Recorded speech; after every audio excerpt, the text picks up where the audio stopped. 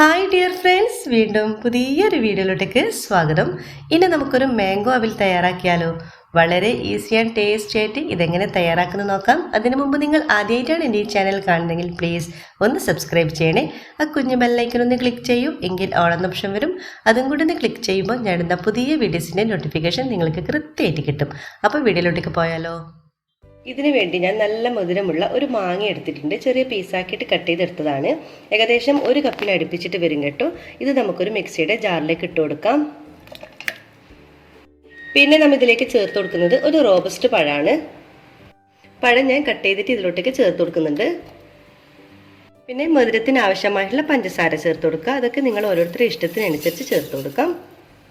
പിന്നെ നല്ലൊരു ഫ്ലേവർ കിട്ടാൻ വേണ്ടി ഒരു 1/4 ടീസ്പൂണോളം വാനില എസൻസ് കൂടി ചേർത്ത് കൊടുക്കുന്നുണ്ട്. ഇനി നിങ്ങളുടെ കയ്യിൽ വാനില എസൻസ് ഇല്ലെങ്കിൽ കുറച്ച് ഏലക്കപ്പൊടി ചേർത്ത് കൊടുത്താലും മതി. പിന്നെ നമ്മളിതിൽ മെയിനായിട്ട് ചേർത്ത് കൊടുക്കുന്നത് ഹോർലിക്സ് ആണ്. ഒരു 1-1.5 ടേബിൾ സ്പൂണോളം നമുക്ക് ഹോർലിക്സ് ചേർത്ത് കൊടുക്കാം. ഇനി ഫ്രിഡ്ജിൽ വെച്ച് നല്ല തണുപ്പിച്ചിട്ടുള്ള 2 കപ്പ് പാല് കൂടി നമുക്ക് ചേർത്ത് കൊടുക്കാം. ആദ്യം നമുക്ക് കുറച്ച് ചേർത്ത് കൊടുത്തിട്ട് നമുക്ക് നന്നായിട്ട് അടിച്ചെടുക്കാം. മൊത്തത്തിൽ ചേർത്ത് കൊടുക്കുമ്പോൾ പെട്ടെന്ന് അരഞ്ഞു കിട്ടാൻ കുറച്ച് ബുദ്ധിമുട്ടായിരിക്കും.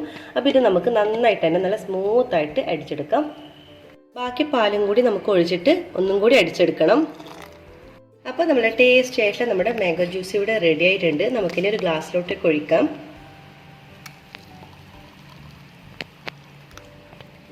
അപ്പോൾ സർവിങ് ഗ്ലാസ്സിലോട്ടൊക്കെ ഒഴിച്ചിട്ടുണ്ട്. നിങ്ങൾക്ക് ഈ ഒരു രീതിയിൽ തന്നെ ജ്യൂസായിട്ട് കഴിക്കാനാണ് താല്പര്യമെങ്കിൽ ഈ ഒരു രീതിയിൽ കഴിക്കാം. അല്ലെങ്കിൽ കുറച്ചും കൂടി റിച്ചായിട്ടൊക്കെ നമുക്ക് കഴിക്കണം എന്നുണ്ടെങ്കിൽ നമുക്കിതിൽ കുറച്ചും കൂടി കാര്യങ്ങളൊക്കെ നമുക്കിതിൽ ചേർത്ത് കൊടുക്കാം. അപ്പോൾ ഇനി കുറച്ചും കൂടി നല്ല ടേസ്റ്റ് കൂടാൻ വേണ്ടി നമുക്കിതിലോട്ടേക്ക് കുറച്ച് അവിൽപ്പൊരി ചേർത്ത് കൊടുക്കുന്നുണ്ട്. നിങ്ങൾ ഓരോരുത്തരുടെ ഇഷ്ടത്തിനനുസരിച്ച് ചേർത്ത് കൊടുക്കുക. ഞാനിപ്പോൾ ഒരു 2 ടേബിൾ സ്പൂൺ വെച്ചിട്ട് ഇട്ട് കൊടുക്കുന്നുണ്ട്. അതായത് അവിലൊന്ന് നമുക്കൊന്ന് ജസ്റ്റ് ഒന്ന് ഫ്രൈ ചെയ്തെടുത്താൽ മതി.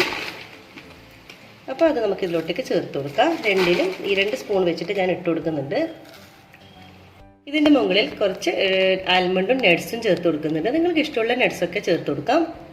പിന്നെ അതിൻ്റെ മുകളിൽ കുറച്ച് ടൂട്ടി ഫ്രൂട്ടി ചേർത്ത് കൊടുക്കാം. പിന്നെ കുറച്ച് ചെറി ചേർത്ത് കൊടുക്കുന്നുണ്ട്. കുറച്ച് മാങ്ങ കൂടി കട്ട് ചെയ്തിട്ട് ചേർത്ത് കൊടുക്കുന്നുണ്ട്.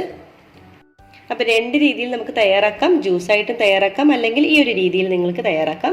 ഞാൻ പറയും ജ്യൂസിനേക്കാൾ കൂടുതൽ കുറച്ചും കൂടി ടേസ്റ്റ് മുന്നിട്ട് നിൽക്കുന്നത് ഈ ഒരു രീതിയിൽ തയ്യാറാക്കുമ്പോഴാണ് കേട്ടോ. നമ്മൾ കഴിക്കുമ്പോൾ ആ ഒരു അവിലും നട്ട്സും ഒക്കെ കൂടിയിട്ട് നമുക്ക് കഴിക്കുമ്പോൾ ഒരു പ്രത്യേക ടേസ്റ്റാണ്. പിന്നെ കയ്യിൽ ഐസ്ക്രീമൊക്കെ കയ്യിലുണ്ടെങ്കിൽ ഇതിൻ്റെ മുകളിൽ ഇട്ട് കൊടുത്താൽ പിന്നെ ഇതിൻ്റെ രുചി വേറെ ലെവലാണ്. അത്രയ്ക്കും ടേസ്റ്റ് ആയിരിക്കും. അപ്പോൾ നിങ്ങൾക്ക് എല്ലാവർക്കും ഈ ഒരു വീഡിയോ ഇഷ്ടമായി എന്ന് കരുതുന്നു. ഇഷ്ടമായ ലൈക്ക് ചെയ്യുക, ഷെയർ ചെയ്യുക, കമൻറ്റ് ചെയ്യുക. സബ്സ്ക്രൈബ് ചെയ്യാതെ കാണുന്നതാണെങ്കിൽ പ്ലീസ് ദയവായി സബ്സ്ക്രൈബ് ചെയ്യുക. ഇൻഷാ അല്ലാഹ് വീണ്ടും മറ്റൊരു നല്ലൊരു വീഡിയോയിലൂടെ വീണ്ടും കാണാം. അതുവരേക്കും എല്ലാവർക്കും ഒരിക്കൽ കൂടി താങ്ക് യു.